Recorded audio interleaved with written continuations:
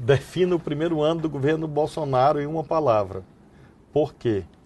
Equívoco. Até agora não conseguiu em nenhuma área achar um rumo certo. Mesmo na economia que falam, daqui da colar, que o rumo está correto, os resultados não autorizam esta constatação. E no plano da política, é um governo desagregador, um governo que estimula conflitos, é um governo que não tem programas, políticas públicas, é um governo que acirra para uma instrumentalização do seu projeto de poder, acirra conflitos, busca sempre acirrar ódios na sociedade, um governo extremista, embora dialogue, né? Na vida você tem que dialogar com tudo, né? Até com aqueles com os quais você não concorda. Então, nós dialogamos, mas se você tiver que reduzir numa palavra, eu diria equívoco, erro. Eu sou sempre muito crítico dessa tentativa de redução, né? Mas é só uma síntese, palavra, né? Eu sei. Mas boa sorte, é uma palavra. Sempre que me pedem esse reducionismo, acaba também muitas vezes sendo injusto, né? Eu poderia dizer uma equipe econômica numa diretriz correta, vejo do ponto de vista da infraestrutura, um ministro trabalhando com programas muito claros de parcerias com o setor privado, de concessões, a ministra da Agricultura também qualificada, abrindo mercados para o Brasil no exterior.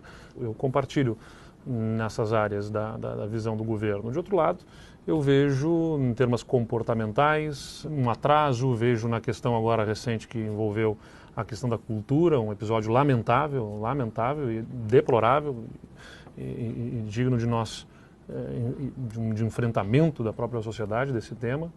E isso eu lamento profundamente. Então, em termos comportamentais, não são desejáveis e que acabam, inclusive, economicamente prejudicando o país também, porque o melhor do Brasil é a sua diversidade. Do Maranhão ao Rio Grande do Sul, convivendo e a partir disso gerando riqueza, né?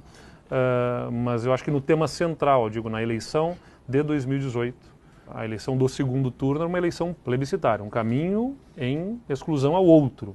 E o outro caminho, para mim, seria pior para o Brasil, porque foi, do ponto de vista econômico, aquele que tomou decisões que aumentaram o déficit público, que quebraram o Brasil e que geraram uma profunda recessão econômica que levaram milhões de pessoas ao desemprego. Agora, ter escolhido, né, como eu mesmo escolhi e apoiei e declarei o voto naquele segundo turno, não significa compartilhar das mesmas visões de mundo. E hoje faria a mesma escolha?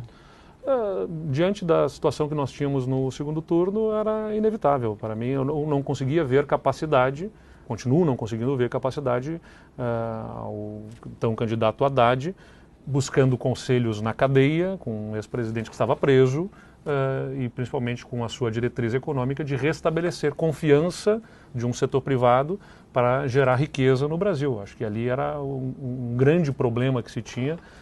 No Brasil, a grande agenda era econômica, para que o país possa gerar os empregos. Mas Eduardo não criou, esse que é o problema. Não, mas certo, criou, voltou a criar empregos, Flávio. Não tem como negar isso. Não, o crescimento de 1%. Não, mas a recessão... No Rio Grande do Sul cresceu mais. A recessão mas no Brasil cresceu 1%. A recessão de 2015 e 2016 foi de 8%.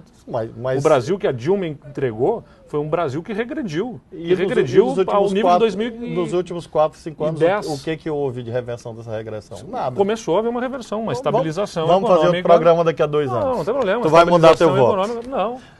Há uma estabilização econômica. Houve um crescimento de 1%, de 1,2%, a expectativa é ter fechado 2019.